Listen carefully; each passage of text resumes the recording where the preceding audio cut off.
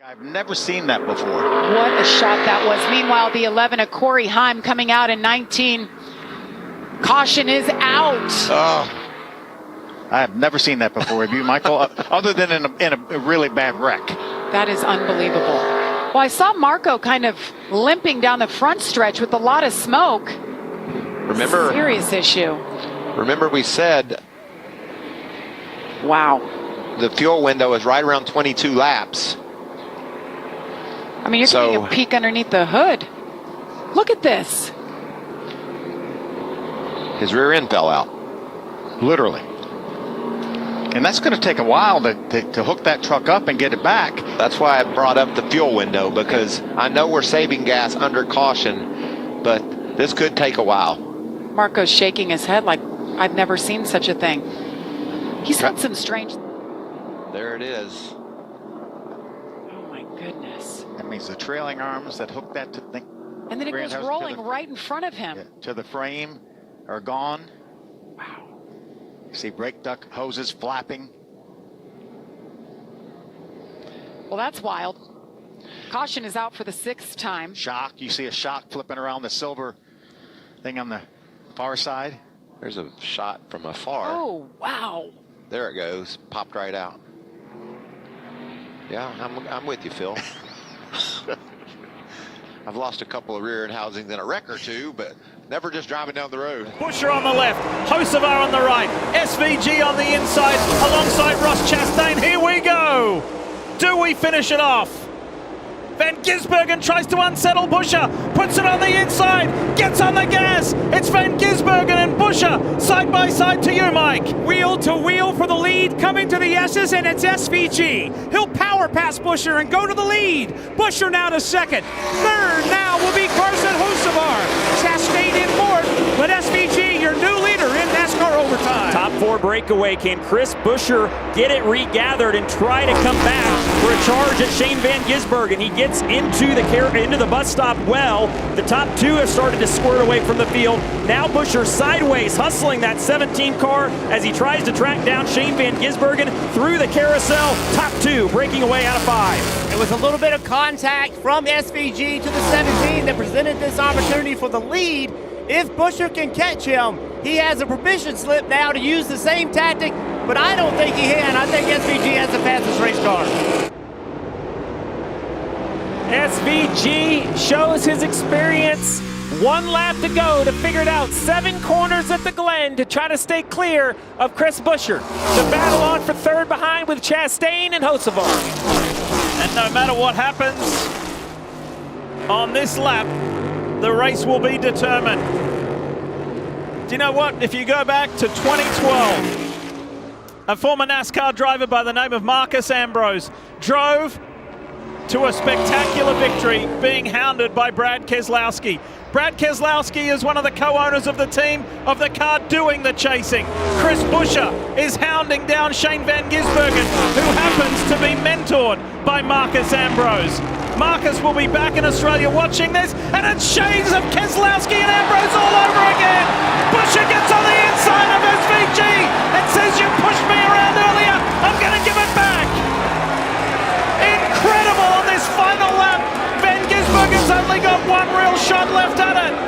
Maybe 2. Thinks about it into turn 6. Did Buescher save the best to last? Or has Van Gisbergen got a little payback? He gets wide. He loses it almost.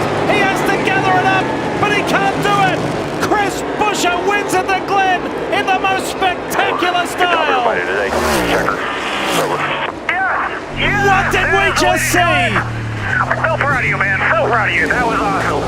Great job, guys. Great job. Screw the chase. Screw it. The pain of missing the playoffs. I'm not sure that view back there is any different. You look ahead and you say, 4 wide, 7 deep. Is this really a mess I want to get into? I mean, it looks like a formation lap. It doesn't appear that this could possibly be a group of cars going nearly 200 miles an hour. You wonder why I used to wake up nervous here, Div. Yeah, I know. I mean, this is it. I mean, if one person makes a mistake, one person just misjudges it by a foot, he's going to take a lot of people with him. You mentioned earlier, Jeff, and every single driver talks about it. It's the energy in the pack. What does that feel like from the driver's seat? Oh, the car's buffing around. It's moving all over the place. You're trying to figure out, is there any energy coming from behind me? What is going on in the front? Now, you're pretty much locked in. Unless somebody leaves you a hole that you can dive into, you kind of have to just try to push your lane. Now, if there's one thing track president Clay Campbell does best, it's keeping engines running at Martinsville Speedway. Our Eric Johnson has the latest on the new addition coming this fall in Ridgeway. Keeping its prestigious charm while shifting gears yet again for innovation. The Martinsville Speedway taking on new challenges and new challengers, welcoming in the Mazda MX-5 Cup Series this fall. I think it's pretty cool to do something totally out in left field. And believe me, when what John was talking about, when I thought about we need to have this series at Martinsville, did I think it would happen on that first conversation? No. But you never know until you ask. A test at the track last fall led to the ultimate green light for what was once a mere idea. And while the paperclip will serve as the first oval track for the division, organizers say it's just a matter of putting the pedal to the metal in open-top cars that haven't run at Martinsville Speedway since 1950. The QDR of the car, quality, durability, reliability of that car is just phenomenal. But still going out without testing, you want to see what happens. So when we went out in August and put the cars on the track running five wide, a lot of good racers out there in the car, the platform spoke for itself. Veteran drivers like NASCAR Hall of Famer Bobby Labonte says seeing the versatility of a historic track is promising for the future of motorsports. Of it, and I think bringing a new series here along with the modifieds, which is traditional, and been here for so many years, and then that's exciting in itself, but adding that flavor to it is really cool to see that's happening. So the Mazda MX-5 Cup Series will run on a standalone weekend along with the Wheeling Modifieds on October 26th. That means 6 different divisions of racing will take place this fall here at the Martinsville Speedway. In Ridgeway, Eric Johnson, 10 Sports. Toyotas and a huge accident. Is that Alpine shoot? No, that's the Caddy. Bamba. It's the Caddy and the 31 BMW. Sean Galel just took that position, and halfway up the Kemmel Straight, a massive collision. Was that Bamba trying to go round the BMW and getting 2 wheels on the grass? Safety car is out. Instant safety car, and that, I'm afraid, is the end of the race. Alex Lynn suited up. That might even have been an in-lap. He's got gloves on and everything. He was ready to get in, and now he's not getting ready to get in. End of the race for the Cadillac. End of the race as well for the LMG GT3 points leaders. WRT's home race. It looks like neither of their GT cars are going to make it to the flag. Trying to go around the Porsche, and the dramatic moment there as Bamba's car gets air underneath it and nearly flies. Yeah, he was a bit too hasty in pulling out. He's overtaken the BMW and then tried to go through the gap in between the 2 cars. We're going to see it here on board. Yeah, these cars are so long, and he's underestimated the length of the overhang of the rear of the car, and I've seen this happen quite a few times on that straight, actually. That was a horrible impact. That was, difficult to see that's anything other than a mistake from El Bamba. It was driver error. He's gone for a gap in desperation to get past, and red flag the race. I'm not surprised. Area damage, I'm sure. From 22nd on the grid, and Stingray Rob is upside down. Massive crash at the end of this race. Rossi, Ed Carpenter, and Kyle Kirkwood. Heading into the back straight, all sorts of chaos. Thank goodness for the aero screen. I think so.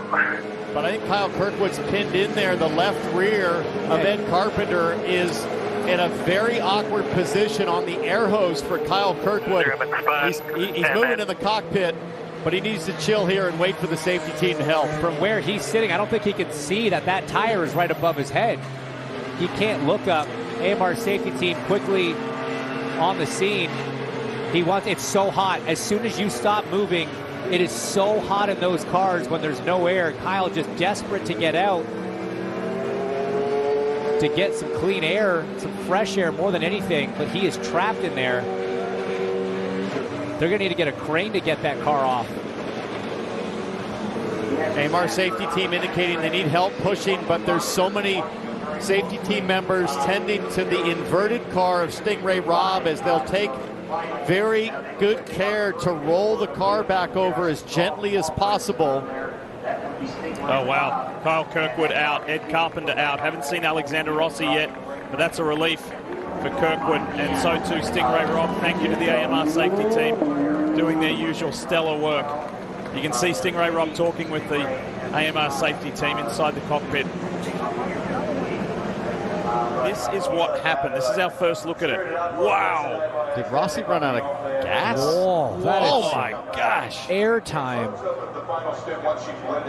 Wow. For Stingray Rob, yeah, something clearly wrong with the 7 of Alex Rossi. Slow off a 2. Then these are just cars that were reacting because Rossi would have been spinning across the track. And I'm sure Kyle Kirkwood and Ed Carpenter. Here's another angle. I mean, yeah, Edge is losing it on his own. Same with Kyle Kirkwood, just getting on the brakes. When you see an IndyCar in the air upright like that, you tend to react in ways that might not be normal. Stingray coming back to you here, lap car.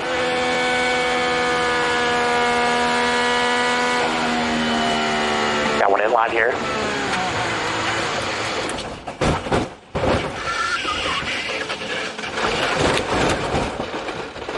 Yeah, right, bud. What the f***? Yeah, Stingray. Yeah, fine. Whatever. Copy. Front really slow going into 1.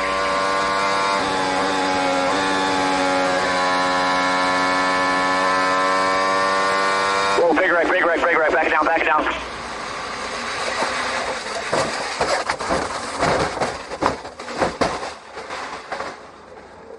Talk to me when you can, bud. All good. I'm just stuck. Get this car off me.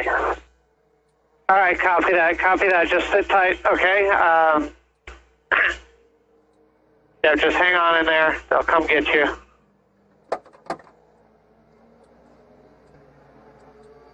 they're going to have to come get you out of the car. So that's the 20 that's on top of you there. Only 34 cars for 33 spots. So what you need to make sure you do is protect the equipment, hit your marks, be consistent as she hits the wall coming out of turn 4. She's going to keep going, to complete the run. Didn't lift, Townsend. Wow. Kept her foot in the throttle. Catherine Legg finishes with a 4-lap average of 230.2 miles an hour. I hit the wall in the XF4 there, I'm sorry. I just did out, but I didn't want to lift on the last lap. Well, she didn't lift. I'm well going to done. take the blame for that, Catherine. I said hit your marks, but I didn't mean this. She hit and left her mark, but kept going. Just got high mid-corner, and the thing walked up in the gray area, but talk about doing the right thing at the right time. She's got enough experience to know that as long as you can steer it, hammer down. So impressive. You think back to Takuma Sato doing that a few years ago to get into the top 12. Will Power did it to get into the race just a few years ago. And certainly worthy winners of our final BDO nose strategy. Oh no, hang on a minute. This is a disaster. The number 01 car's going to have to come to the pit lane. It's lost its left-hand headlight. Exactly what we were talking about earlier on. It will have to pit with 4 minutes to go. They're going to have to put a new nose on. They're not going to win this race. It cannot continue. They will get an orange and black technical problem flag. This is a mechanical. They can't just keep going round. There's safety here as they're coming up on other cars. They will have to pit it. Oh, they've come back on again. Oh my goodness, they've come back on again. What are they doing to us? Headlight went off as they came into turn 10A. It's come back on at turn 6. IMSA will be looking at that. Every time Renger van der Zande flashes the lights, my heart is in the mouth. I wouldn't be turning them off and on again. I really wouldn't. It'll be white flag at 2.5 miles this time. As he comes through, the gap has gone up to 4 seconds. 2.5 miles at Road Atlanta. 12 corners, make that 11 now between Renger van der Zande, a dodgy light switch, and a victory with Nick Tandy within 2.6 seconds. And he's right in behind the Triassi Ferraris. He comes through to turn 5. Oh, the lights are out. The lights have, and they've gone back on again. Oh my goodness. Well, he can't. He must not keep turning those lights off. He keeps flashing them, but it's turning the whole system on. 2 corners to go. 1 light, 2 light, 3 light, 4 light. They're all on now, and that's all that matters. He's flashing them as he takes the checkered flag. It's been drama-packed in the 2024 Motul Petit Le Mans. It's a Cadillac win for Cadillac Racing. Renger van der Zande with heart-stopping moments at the end. I'm not sure what his heart was doing, but the lights flatlined a couple of times. And Chip Ganassi signs off their time with Cadillac. McLaughlin doing a great job there on those used greens. Well used as Pato Award sideways, and Marcus Ericsson.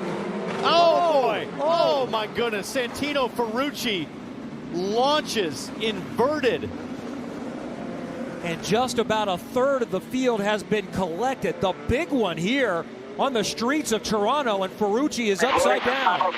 And you hear the words. Ferrucci says he's okay. Eerily similar to his teammate Stingray Robb, with the same kind of launch and rotation at Iowa last week.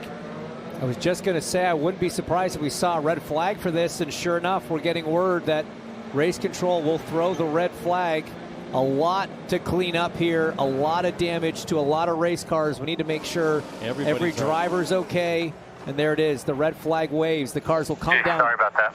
Come down pit lane. This changes things in a big way. Yeah, I'm fine. Marcus, stop. There's no point, bud. That's going to be a long lap. You're going to leave a lot of debris around the racetrack, and that car is damaged. He may be thinking I can pick up 3 or 4 positions from all those that are out. He's passed them already. I guess he's got a little. You got to get to the line. Little fire to the brake or the hub, upright on the left rear there, as the AMR safety team takes their time to gently roll over the AJ Foyt number 14. And once again, the roll hoop, the aero screen, all of the safety innovations of IndyCar over the last couple of decades, demonstrating once again just amazing resilience to the structural integrity of the car. It starts with Pato Award, who just gets in a little wide, a little hot, spins around. Ericsson locks up, nowhere to go. I think that was Pietro got into Pato Award first. I believe you're right. Then Nolan Siegel. Ferrucci seemingly having nowhere to go. Let's see again this incredible angle. And watch Pelot, the championship leader, just barely gets by there, and he has to hang on to it. There was a big wiggle. Who clipped him? I think this is Pietro Fittipaldi in the hub car, and then Ferrucci. And then Pourchaire. Wow. Hits his teammates. Fencing did a great job keeping that car inside the track. Great fencing that we would have seen a few years ago here. Another angle.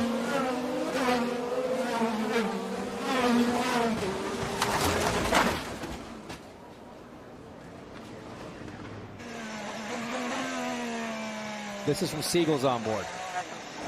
Oh, all full three. Court here, full court. It's bizarre. First you had Pietro, then Ferrucci and Siegel, 3 in a row, all make it right into the front end of Pato Award, who was stationary. And I really hope Pato is all right here. This was some massive hits as his car sat stationary.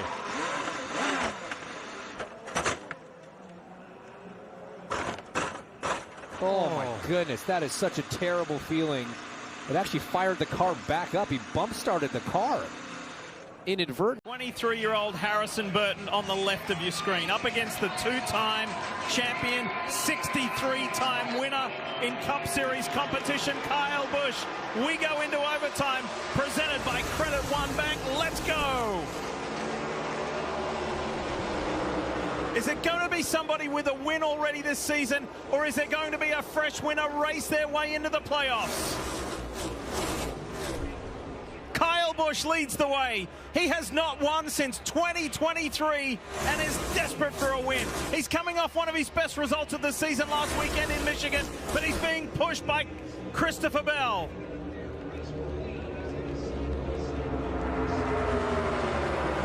A little bit of space, a little bit of room. Harrison Burton's not out of it. Cody Ware's not out of it. And Parker Retzlaff is having the moment of his racing life, being at the front of this field. 1 to go here in Daytona. Nemechek made it 3 wide in that second lane, that second line, and that has killed the momentum. You've got to go back a long, long way for Kyle Busch.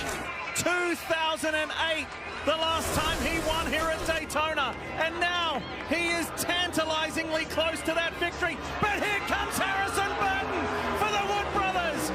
He's being pushed by Parker Retzlaff, and the 23-year-old from Huntersville, North Carolina, is at the front of this field and may race his way into the playoffs. Busch goes low, Burton blocks, he gets back up, comes to the line. Jeff, your little boy, has done it. Harrison Burton wins in Daytona and does what his uncle and dad did. How about that? At a time when he doesn't have a ride in Cup next year, he wins at the World Center of Racing. Perez will power. He's pitting. There's a problem. We saw him falling through the field, but now a trip to pit lane. This is going to undo his championship charge. He will go multiple laps down, pitting under green, and that's provided we just have a normal stop here, which isn't the case. I don't see anything obviously wrong with the race car right The now. the lap belt. Oh, no. The lap belts. Remember, that Somebody happened to A.J. Allmendinger when he was leading the Indy 500. And this is not an easy fix. Steering wheel's going to be in the way for the crew member diving in there. The belts are tight. They might have to loosen them. He'll lose at least a lap, maybe a couple here as they put new tires on. This hasn't happened in IndyCar for a long time, a loose seat belt. Yeah, I think Kev's right. A.J. Allmendinger in the 500. With a Penske. With a Penske machine. I've had it happen in qualifying. I've had it happen in practice, never in a race condition, but that is not the kind of thing you can mess around with. This is not a case of the driver just, manning up and dealing with it. Massive safety implication. You have to have that sorted. And as you said, Townsend, it's so difficult to navigate that space right now with tight belts, the driver in. Well, normally the protocol is you've got your sub belts, then the lap belt goes on, then you clip in the shoulder belt. So to try to do it after the fact without restarting the full sequence is really hard, especially with the steering wheel in there. Normally that's removed so that the crew member has a lot more elbow flex available. And now Will Power paying the price. This is a disaster. Already 2 laps down. It's going to be at least one more, 3 as the leader crosses the line. That's hard to come back from, even on a short oval. And immediately, the team for Alex Palou, Chip Ganassi Racing, will be letting Palou know, hey, there's a trouble with the 12. Don't push too hard. We're in really good shape. They'll be giving their driver the information. Power, good to go, fresh tires. But brutal. Let's listen. I have to pit. My belt has come off. It's a terrible feeling from inside the race car. You saw at the start of that clip. Seat belt is unclipped. Copy. Which one? The lap belt.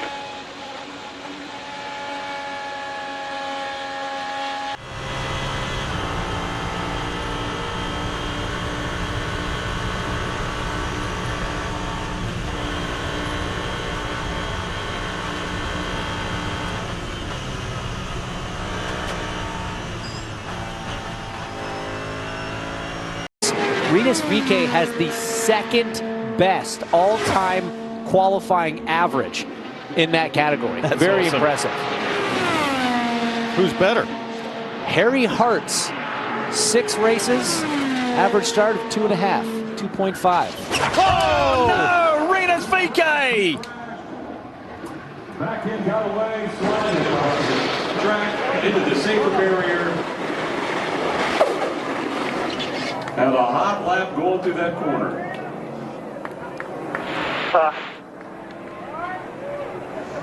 Yeah, fine. And the left side of that race car is destroyed. Head understeer. Give you a step. Let's just take another look at it.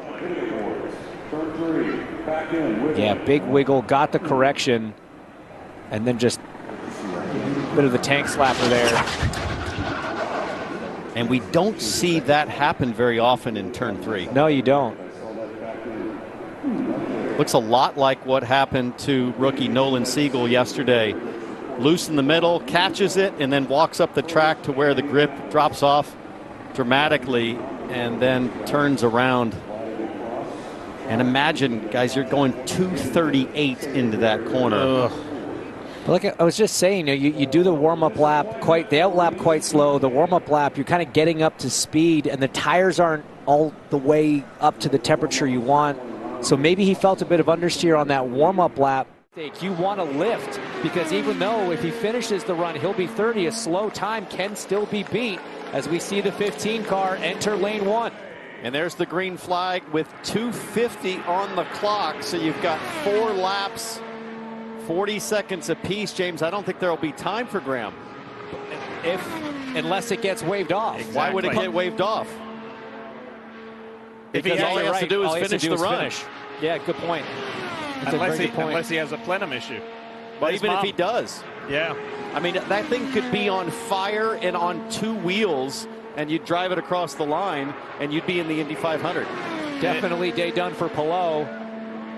Evie and Marine, Rinus's parents, they've ridden the roller coaster today with their son. 233.4. Rinus VeeKay has come to play. That is a big, big jump, guys. Colton Herta was going to be breathing a sigh of relief at the thought of Alex Palou not getting another run, but maybe Rinus VeeKay is going to spoil the party. This is the kind of pop that Augie Canapino was showing up until about this point, about mid-run. That's when the engine issues started to lean in. His mom is praying, eyes closed, hands together, clasped, and hoping that things hold together. Look at this. Is it another 232.6? But that's okay. That monster first lap was enough to put him in the zone and put him in the provisional fast 12. This guy has a habit of starting on the front row at the Indy 500. He's done it the last 3 years in a row. VeeKay is on track to put himself in the fast 12. He's never started off the first 2 rows of the Indy 500, and even with the drama this morning, he might be shaping up to keep that streak alive, or at least give himself a chance to fight for another. Diff lap 3 looking strong. Nice, smooth, awesome job. Wide open throttle. Is VeeKay still good enough? 231.9. He's got to hang on to lap 4. It's still good enough at that 232.6. He's going to be in the zone. His wife Carmen is there trackside, nervously watching on. This is a tough young Dutchman hitting the wall, wiping out at his first run this morning. And at the other end of the day, with 30 seconds left on the clock, Rinus VeeKay says, "You want to see what I'm made of? This is what I've got." Here at the Indianapolis 500 qualifying day, I'm not going to be put off by a crash. I'm going to drive my way into the fast 12. Rinus VeeKay in 11th. He pushes Colton Herta. Laps as well. So here they come, nose to tail. Fuoco in the Ferrari. It was at this corner. He got past Master. He's going to have a go. Full send on the inside. Yes, he's gone through. Fuoco leads. Henders Monticello back up the inside. Absolutely toe-to-toe across the timing line. Fuoco's Ferrari in front then as they cross the beam. Antonio Fuoco with the move of the weekend leads the FIA GT World Cup, the Macau GT Cup. Raffaele Marcello is down in second place, and Mauro Engel is going to have a go. He looks to the inside line. The battle is on for second as Fuoco tries to break away with a massive move, and boy, did he deserve that. Ferrari leads at Macau, and this is an exceptional race. The Ferrari comes under pressure, defends as they go into this bowl, and they both go straight on down on the escape road at this bower. My goodness, Ferrari, BMW, straight on, Mercedes leads. They both outrate themselves, and so up the escape road has got Marcello, up the escape road has got Fuoco, and Mauro Engel leads Augusto Farfus and Shelby. Down the backstretch, the field, 2x2 for fifth and a big wreck. The 88 gets caught up in Carson Kvapil. The caution comes out, that will end the race. Upside down and over, goes to 28. So Kyle Sieg back on his wheels. Why this caution came out? Yeah, 3 wide down the back straightaway. Like somebody got in the right rear of Kvapil, and that just piled everybody up. Sieg upside down into the wall.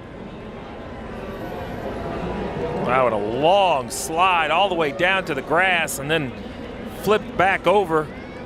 Fortunately ends up on its wheels. I couldn't tell what started it, some back and forth, but the result, the 28 upside down, NASCAR making the absolute correct decision, instantly putting the yellow out. Such a severe accident, you got to get safety workers out right away to these drivers. I think if the car is kind of... Corey LaJoie bringing out the caution. He was just upside down. Rolled back over onto his tires once he hit the grass. Great sign right there when you see the window net come down.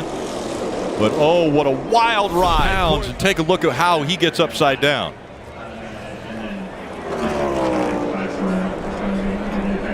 Just going by Noah. A little bit of contact on with the right front fender.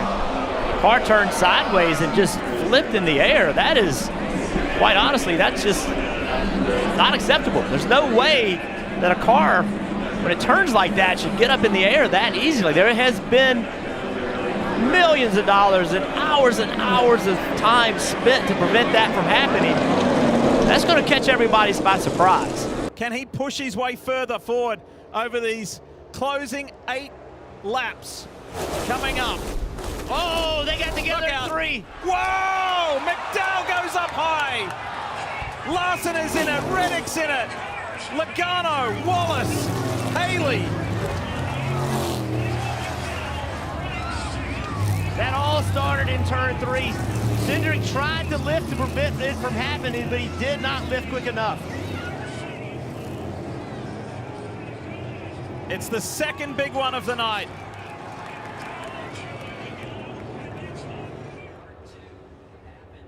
Tries to get to the outside, lifts right there, and still contact.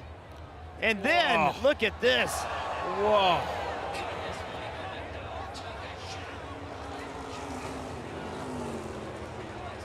And Michael McDowell, who knows what it's like to have a massive crash at a high-speed track, got away with that one. See the fire come out of the pipes of the 2 car? He was being pushed by the 4. He knew he had too much speed. He was doing all he could to prevent it, but it just could not get it slowed down. Whoa! Whoa! Berry's gone, and he goes up and over. Huge hit for Josh Berry.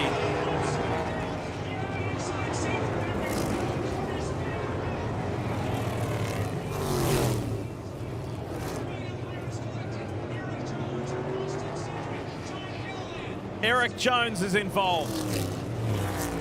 There's Austin Cindric.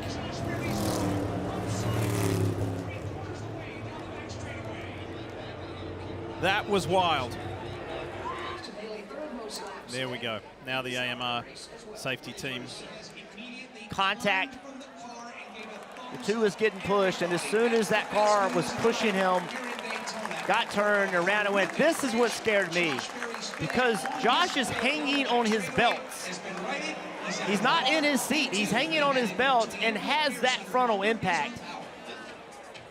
Everything that went right for the 34 to set his car back on the wheels didn't go right for Josh Berry. And I'm with you, Jeff. The flip is the first concern, but then the hit into the wall when gravity is pulling you out of the seat is just different. Multi-point harness is trying to hold your hips and your lower body tight into that seat.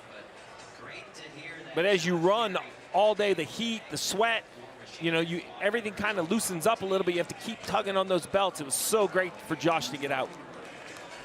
And again, that speaks to the structural integrity. Here's the view from Austin Dillon. Oh. Massive hit with Gilliland. Austin thought he was going to miss it, and then Gilliland came from nowhere. See, here's the push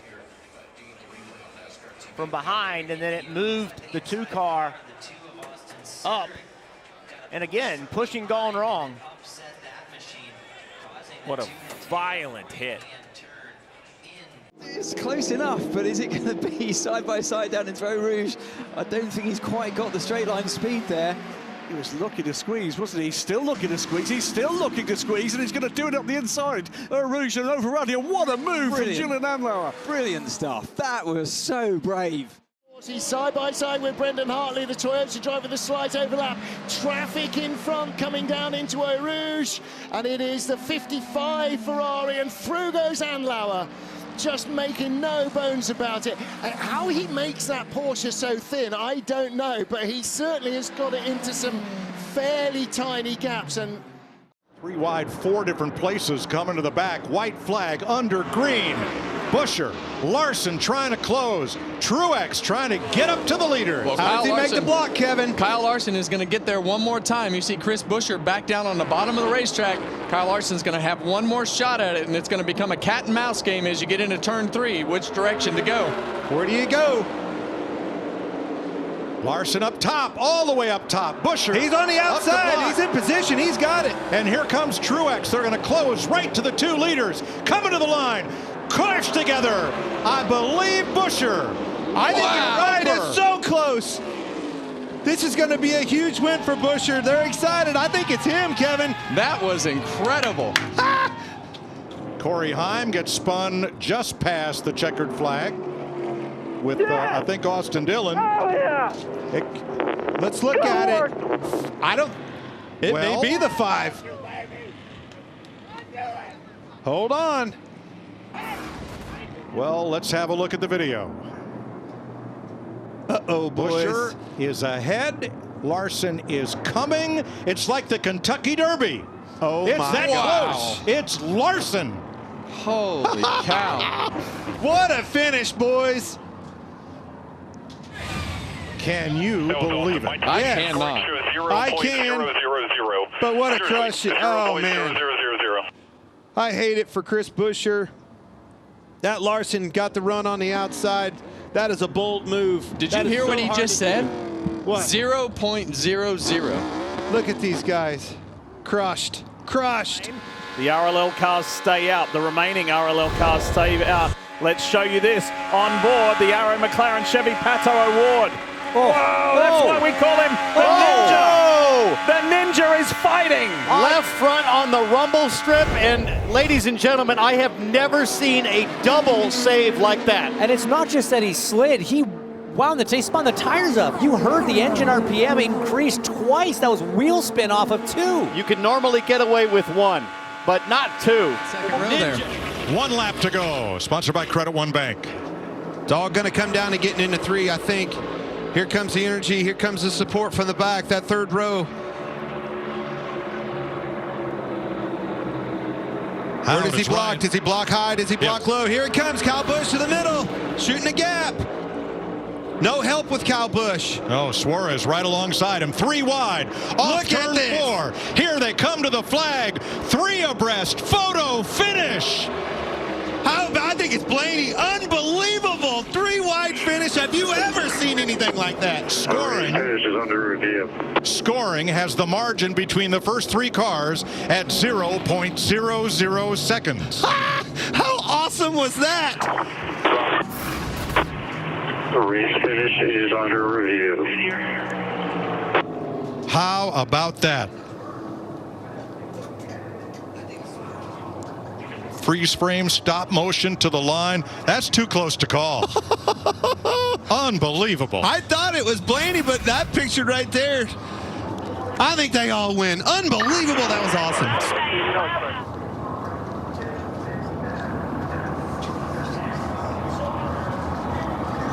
NASCAR was reviewing.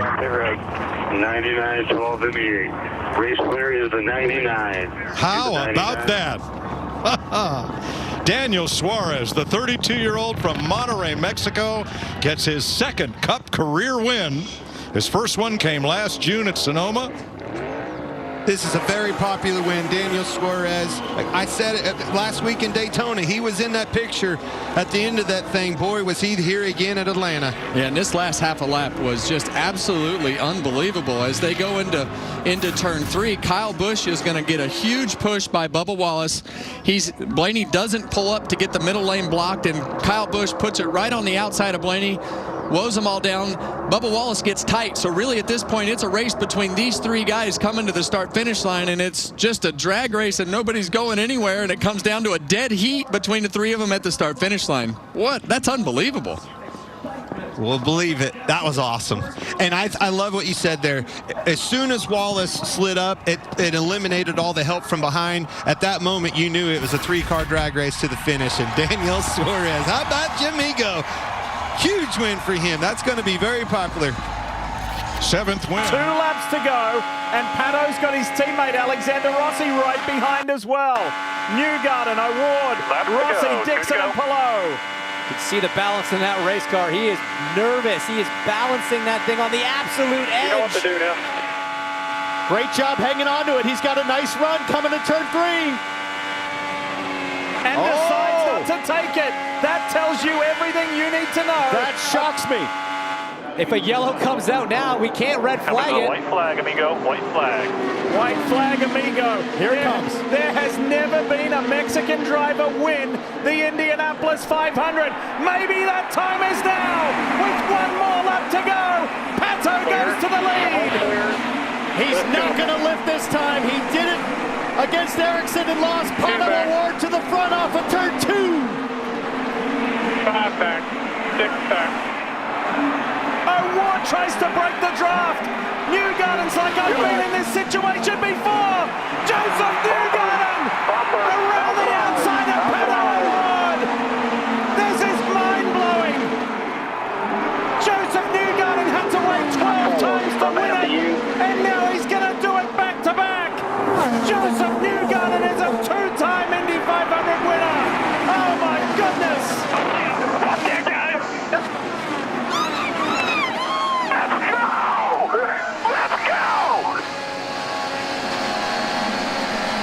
For the first time in 22 years, a driver has won back-to-back Indy 500s, and it's Joseph Newgarden. Win number 20 for Team Penske.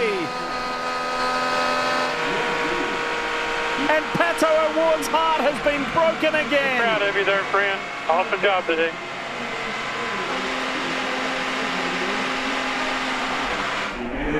And the captain and his family, the kids and the grandkids are there to watch win number 20.